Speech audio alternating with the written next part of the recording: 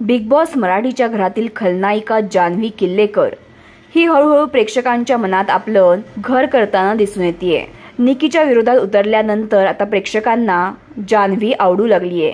जान्हवी किल्लेकर हिची भाऊच्या धक्क्यावर शाळा झाल्यानंतर तिला सोशल मीडियावर प्रचंड ट्रोल करण्यात आलं। यावेळी तिच्या कुटुंबियांनाही बऱ्याच जणांनी ट्रोल केलं।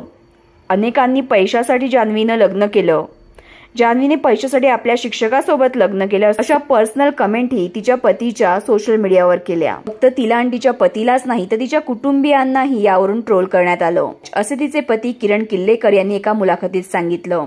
जान्हवी तिच्या पतीसोबतचे फोटो सोशल मीडियावर शेअर करायची आणि चाहत्यांना कळायचं की किरण हे एक बिझनेसमॅन आहे। अशावेळी जान्हवीनं फक्त पैशासाठी आपल्या शिक्षकासोबत लग्न केलं अशा पद्धतीच्या वाईट कमेंट करून तिला ट्रोल करण्यात येत होतं। त्यामुळे यापुढे आपल्या पतीसोबत फोटो शेअर न करण्याचा निर्णय जान्हवीनं घेतला। किरण किल्लेकर हे बिझनेसमन आणि प्रोड्युसर आहेत। त्यांचा केबल आणि इंटरनेट नेटवर्कचा मोठा बिझनेस आहे।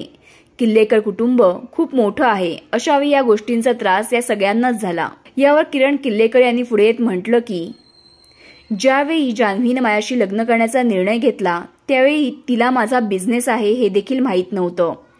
तिची आणि माझी भेट एका डान्स क्लासमध्ये झाली जिथे मी कोरिओग्राफर होतो। मी तिला डान्स शिकवायचो आणि ती माझी विद्यार्थी होती। आमचं प्रेम प्रकरण सुरू झालं आणि लग्नापर्यंत गोष्ट पोहोचली। तेव्हा जान्हवीने फक्त कोरिओग्राफी करून पोट भरणार नाही तर पोटापाण्यासाठी काय करशील असा प्रश्न केला। त्यावेळी तिला कळलं की माझा मोठा बिझनेस आहे।